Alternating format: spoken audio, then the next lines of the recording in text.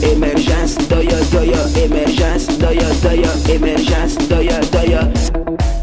Joie, joie, mon cœur est dans la joie. Joie, joie, mon cœur est dans la joie. Jésus, mon roi, est tout pour moi. Et voilà pourquoi mon cœur est dans la joie. Je salue tous ceux qui aiment bien Abidjan.net, tous ceux qui nous écoutent et tous ceux qui aiment bien le journal de l'émergence. C'est un journal où on dit ce qu'on pense, en toute sincérité. Il n'y a pas de tabou dans cette affaire. Chacun fait ce qu'il veut, mais aussi chacun dit ce qu'il veut. C'est cela que je suis très content. Je profite pour saluer tous mes amis qui sont, c'est-à-dire à Goulou, Anani Lachou, Alikiao John, et mon ami Gibi Sissé, et puis mon fils Mas Gradel. Bientôt, je serai peut-être, si peut-être à Dieu, je serai bientôt à Paris, et puis on se verra, il n'y a pas de problème. Hein. Il n'y a pas de problème, je serai. Voilà. Pourquoi je suis très content? C'est l'arrivée d'Alassane Ouattara vraiment à San Pedro. Ça m'a beaucoup plu. Parce que j'ai constaté que dans la région, il n'y a pas de cadre. Je vous dis, il n'y a pas de cadre. Il n'y a pas de cadre. Parce qu'Alassane fait des visites d'État partout, mais on n'a pas de cadre qui peut prendre les doyens du village, les chefs du village, aller raconter Alassane afin de l'inviter. Et donc, Dieu merci, la visite de San Pedro n'était pas prévue, Tabou n'était pas prévu, Souble n'était pas prévu. Et comme le chef de l'État, dans la journée internationale, la femme devait aller à San Pedro avec son épouse. Donc, il a profité de cela pour faire de cette visite-là une visite d'État. Une visite d'État. Et vraiment, ça m'a beaucoup plu. Depuis moi, je demandais au chef d'État d'aller dans la région parce que je ne peux pas imaginer qu'une ville comme San Pedro, qui est en fait la deuxième capitale économique du pays, soit dans cette situation-là. Mais de San Pedro, quand vous voyez le port de San Pedro, ben, il y a un port là-bas. Mais va à l'intérieur de la ville de San Pedro. Il n'y a rien. Quand tu parles de fresco pour la San Pedro, mais la voie est complètement foutue. Quand tu parles de San Pedro, Grand Bérébi, c'est foutu. De San Pedro, de Grand Bérébi à Tabou, c'est pas possible. Quand tu parles de Tabou pour aller à Grabo, alors là, pas du tout. Pas. Et dit que dans ces régions, nous avons des cadres. Mais les cadres, monsieur le président de la République, les cadres pour même, ce ne sont pas des bons cadres. C'est des cadres très égoïstes qui ne pensent qu'à eux seuls et à leurs petites familles. Jamais, je vous dis, Excellence, vous allez fouiller aucun cadre de San Pedro n'a eu un jour l'idée de rassembler même tous les ressortissants de San Pedro, des Grands Bérébi, de Tabou, afin de parler de développement. Chacun est là seulement, il lui pour occuper son petit poste, comme Alassane m'a mis là, je vais lutter, mettre mon poste. Quand on dit que arrive, tu vois, et tous sa faire, et tout ça faire. Regardez la visite d'État à Bouaké, la visite d'État de la San, dans d'autres régions. Mais tout le monde s'est mobilisé. Il m'est arrivé d'aller assister à une réunion des cadres au district d'Abidjan pour préparer l'arrivée de la San à San Pedro.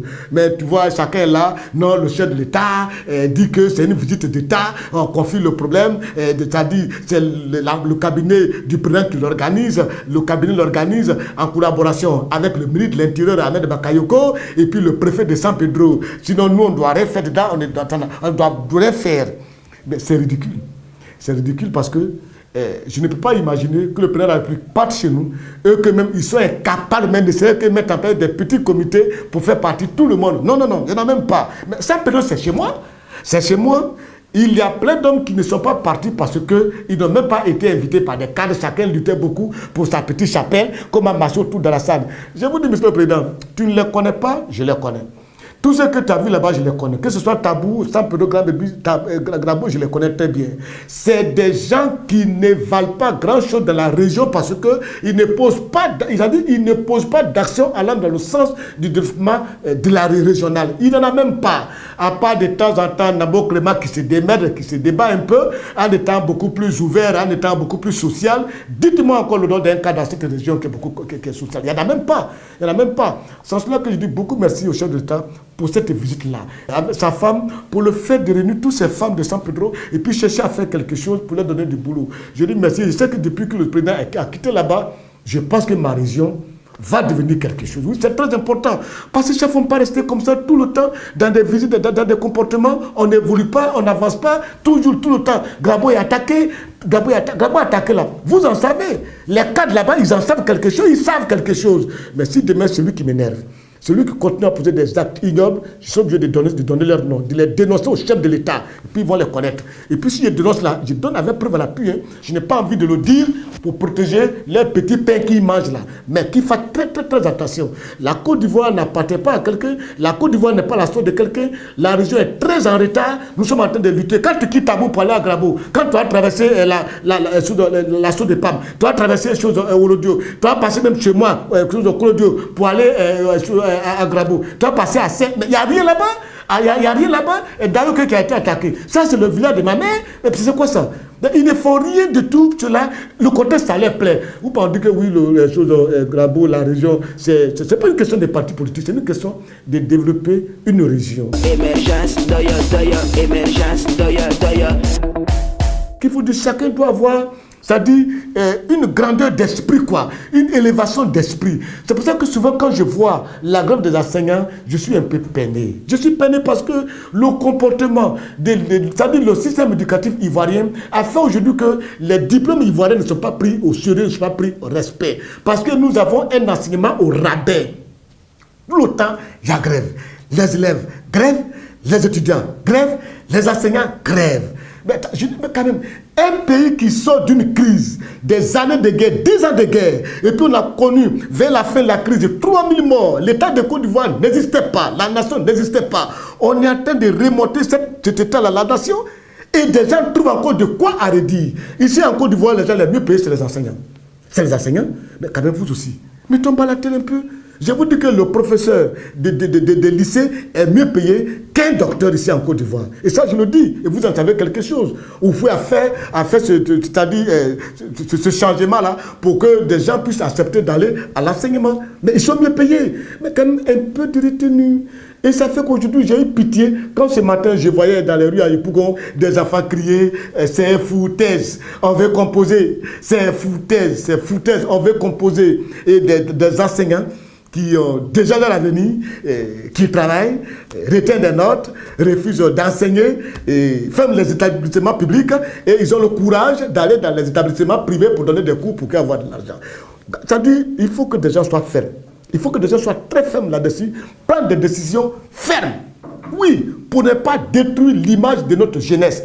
Parce qu'aujourd'hui, la jeunesse ivoirienne n'a pas de repères. Elle n'a pas une éducation. Mais parce que les gens qui doivent l'éduquer, eux-mêmes, n'ont aucun respect de la chose publique, aucun esprit patriotique. Patriotique, ce n'est pas prendre des machettes et casser. C'est aimer son pays. Ça veut dire mettre l'intérêt de son pays au-delà de tout. Et ça, c'est très important. Il faut qu'on le dise. Parce qu'en le faisant, les enfants, les jeunes gens, pour avoir du travail, c'est très difficile. Ne demandez pas à quelqu'un qui vient s'installer en Côte d'Ivoire de prendre les diplômés ivoiriens. Non. Des gens qui sont formés au rabais. Où il y a un système éducatif défaillant qui n'est même pas adapté à une formation, à la formation emploi. Mais non, c'est difficile. Il n'en a même pas. Pourquoi voulez-vous qu'on prenne des gens comme ça avec des diplômes qui n'ont même pas de valeur? On leur donne des diplômes qui en fait ne peuvent pas travailler. Mais c'est dangereux. C'est dangereux. Moi, j'ai eu un juste temps de travail avec le directeur de l'AGEP. Mais toute la jeunesse ivoirienne ne peut même pas aller à l'AGEP pour aller s'inscrire. Mais comment quelqu'un qui cherche du travail et qui ne sait pas où est-ce qu'on va pour avoir du travail? Mais c'est grave, c'est aberrant. Mais tu peux rester chez toi, ne serait que même aller même sur le net, te faire inscrire. Quand tu vas sur le net, tu vois des emplois que les gens demandent. Ils ne veulent pas le faire. Ils sont dans des maquis, tout, et puis ils ne font rien, ils sont là. Mais attendez, vous ne voulez pas travailler? Vous ne voulez pas travailler? Mais des gens ne peuvent pas embaucher des gens qui ont des diplômes au rabais, des enseignants qui ne respectent pas les normes d'heures de travail, et puis on les paye, on donne des diplômes à des élèves qui n'ont pas rempli, qui n'ont pas validé des UV, tout. Mais c'est dangereux.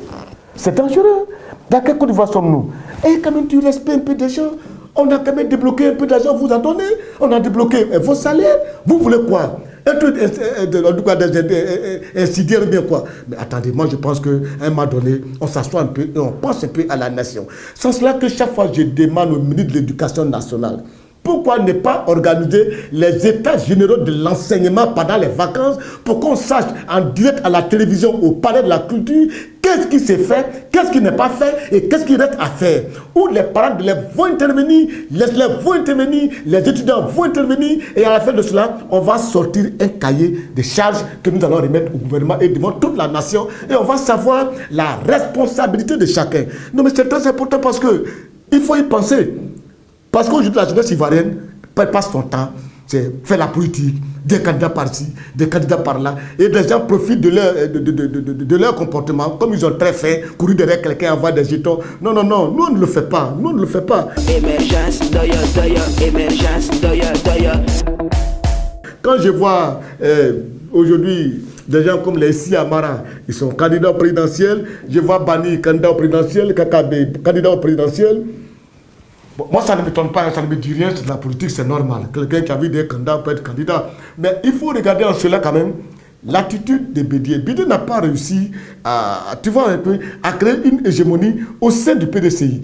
Alors, je ne peux pas comprendre que depuis que Bédié, Oufou est décédé, et que Bédié est devenu président du PDCI, il y a toujours une, c'est-à-dire des gens savants, des gens savants. Vous voyez, EDR est parti. Autant de BD. UDPCI, ils sont partis. Tout ça qui est dans le PDCI. Et aujourd'hui, les bannis savants, les Semara parlent, les KB parlent. Qu'est-ce qui se passe? C'est qu'il y a un problème de gestion. Parce qu'il ne faut pas diriger le PDCI comme un roi Baoulé. Non, non, non, non. C'est un truc qui appartient, une structure qui appartient à tout le monde, créé par Foubani, où des militants sont dedans. Et mais quand tu pars à l'ouest, ils sont pleins dedans. Et puis quand on fait une alliance avec le RDR, les retombées de cette alliance-là doivent se profiter à tout le monde. Il ne faudrait pas que ça profite à une seule famille. Quand même, le PDC ne travaille pas pour faire plaisir à une seule famille. Donc la réaction de Bani, elle est normale. La réaction de Siamara, elle est normale. La réaction de Kakabe, un jeune homme comme ça, quand Bédié était en exil, au temps de Gueye, regardez comment cet enfant-là s'est battu au rythme de sa vie, jusqu'à ce que Bédié revienne. Il a tout lutté pour que Bédié revienne. Mais aujourd'hui, il a eu quoi? Rien du tout. Il traîne là. Il est dans un petit bureau, n'importe quoi là. Il gagne quoi? Il ne gagne rien dedans. Et après cette lutte-là, c'est vous et vos enfants qui bénéficiez des retombées des luttes du PDCI. C'est pas bien. Hein? Le PDCI là, ça doit vous nourrir tout, ça ne doit pas nourrir un seul clan. Non, non. Évitez un peu l'égoïsme au sein du PDCI. Ce n'est pas du tout bien. Et Alassane, lui, n'y peut rien. Il est obligé d'écouter Bédié à quelqu'un bien élevé, bien responsable, qui sait que Bédié est son aîné. Il a oublié de l'écouter. Ce n'est pas sa faute. Mais il faut que Bédié revienne un peu et revoir un peu sa manière de gérer le PDCI. Sinon, Bani, Essiamara, Kakabe, mais il y a quand même des doyens au sein du PDCI capables de les appeler, s'asseoir, discuter. Et c'est important. Mais s'ils ne l'ont pas fait, que chacun est candidat, moi je ne dis rien. Je me dis que ça fait partie de la vitalité politique dans un pays. Mais il faut que Bédié revoie sa manière de gérer un peu. C'est très important. Quand on ne le fait pas, ce n'est pas du tout bien. Ça, je vous dis. Et sinon, ils sont candidats qui n'ont pas envie d'avoir des ambitions personnelles. Parce que c'est un pays, quand tu as envie de devenir président net, on t'insulte, on te fait de n'importe quoi, on te dit n'importe quoi, on dit qui tu es, comment tu es. Tu vois, si on va te dire que tu es burkinabé, aujourd'hui, aujourd'hui, par exemple, on dit Alassane, avant on dit qu'Alassane, il était burkinabé, aujourd'hui, on trouve que c'est une fierté des Ivoiriens. Le FPI, eux, ils sont spécialistes dans les nationalités. Hein. Et ils ont trouvé qu'Alassane était burkinabé. Aujourd'hui, ils trouvent que c'est Afin Guessan qui est burkinabé. Moi, mais je pense que ce qu'on peut faire, c'est d'attribuer la direction de la délivrance des certificats de nationalité au FPI. Là, au moins, on évite de faire des demandes. Parce que quand ils voient ta figure déjà, on sait tu es de quel pays. On te dit quel pays. À bon entendeur, à la prochaine. Émergence, doya, doya, émergence, doya, doya.